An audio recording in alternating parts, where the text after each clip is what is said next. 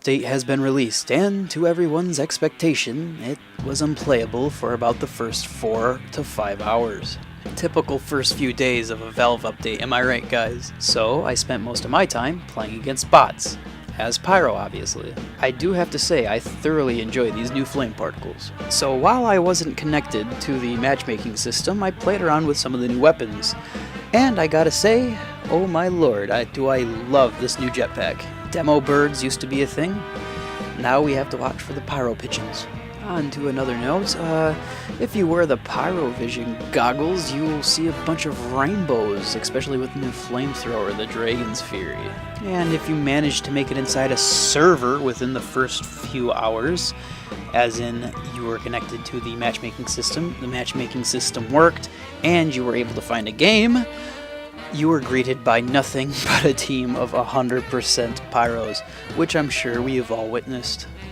But one of my most favorited things about this update has nothing to do with Pyros, new weapons, new taunts, or anything like that.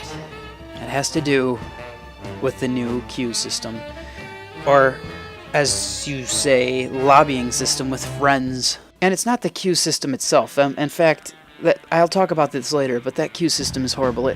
What this has to do with is the sound. When you queue up with friends, and they join, leave, or send a message in the party chat, you will hear this noise.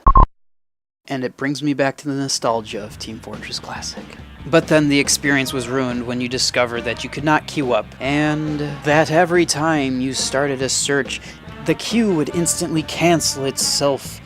And to try and fix this problem, you would exit TF2 and restart the game.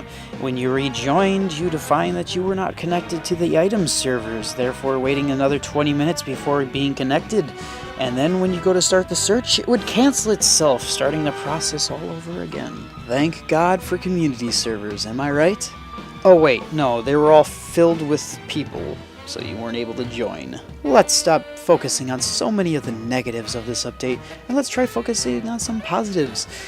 Even though on day 2, it still takes me 20 minutes to match up with anyone. The Pyro's new jetpack is some of the most fun I've ever had in a long while. It's ridiculous.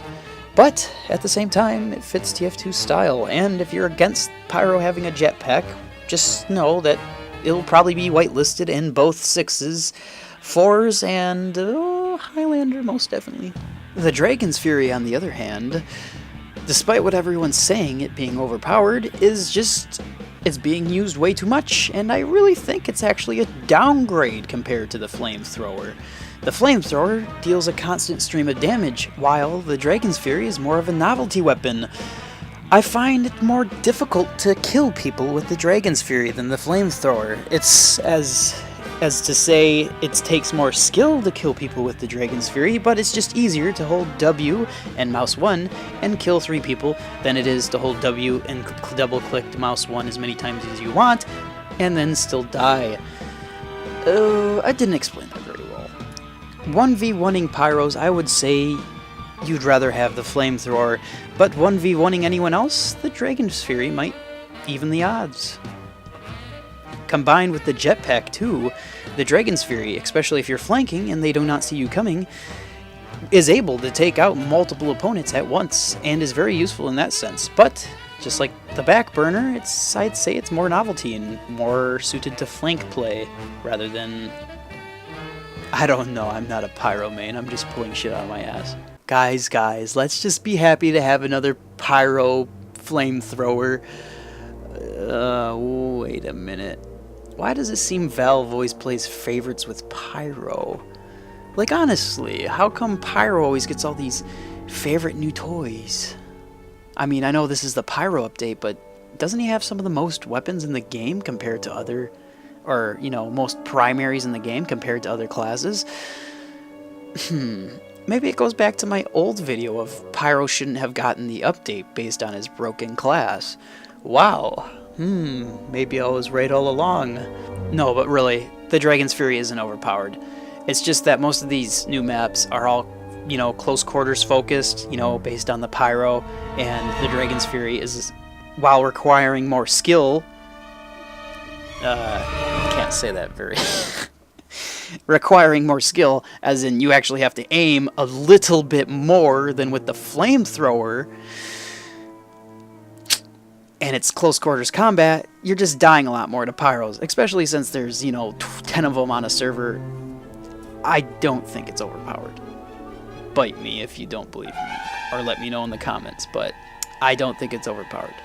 Now, as for the gas can, if it had a shorter cooldown, I could see it being viable in Highlander, replacing the Scorch Shot, but, like, let's be honest here, that cooldown is going to make the weapon, again, a novelty.